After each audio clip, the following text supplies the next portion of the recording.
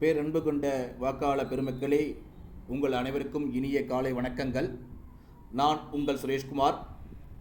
வரும் 2026 தேர்தல் நீங்கள் அளிக்கப் போகும் ஓட்டு உங்கள் குடும்பத்தை பாதுகாக்கும் ஓட்டு, உங்கள் தலைமுறையை காப்பாற்றப் போகும் ஓட்டு.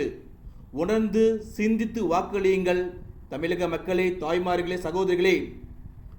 குள்ளநரி வேஷம் போட்டு பணத்தை கொண்டு எதை வேண்டுமானாலும் மாற்றலாம் என்று சிலர் ஓட்டு கேட்டு வருவார்கள். மீண்டும் நம்பி ஏமாந்து விடாதீர்கள்.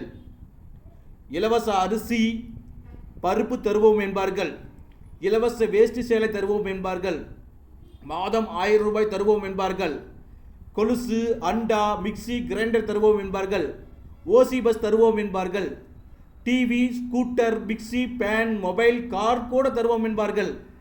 ஏன் விமானம், கப்பல், சொகுசு பங்களா கூட தருவோம் என்பார்கள். ஆட்சியை பிடிக்க பொய் வாக்குறுதிகளை அள்ளி விடுவார்கள். மீண்டும் நம்பி ஏமாந்து விடாதீர்கள். தமிழக மக்களே, தாய்மார்களே, உங்கள் ஓட்டை விலைக்கு வாங்க பார்க்கிறார்கள்.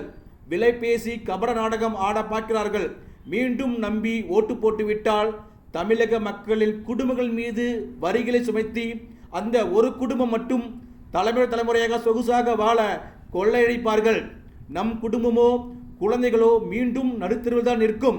இவர்களுக்கு வாக்களித்தால் வேலை கிடைக்காது, சம்பளம் கிடைக்காது, குடிக்கும், மதுவிற்கும், கஞ்சாவிற்கும் நம் குழந்தைகளை அடிமையாக்கி விடுவார்கள்.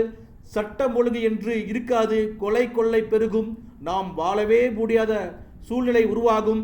எனவே இந்த முறை சிந்தித்து உணர்ந்து வாக்களியுங்கள்.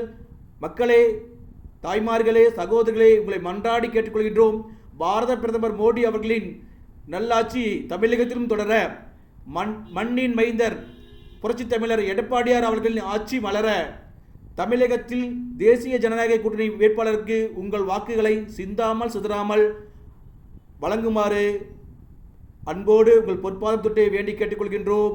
உங்கள் ஒவ்வொரு குடும்பத்திற்கும் நல்லாட்சி தொடர தேசிய ஜனநாயக கூட்டணிக்கு வாக்களிக்க வேண்டுமாய் உங்களை வேண்டி மீண்டும் கேட்டுக்கொள்கின்றோம். நன்றி, வணக்கங்கள். பாரத் மாதா கி ஜெய். ஜெயஹிந்த்.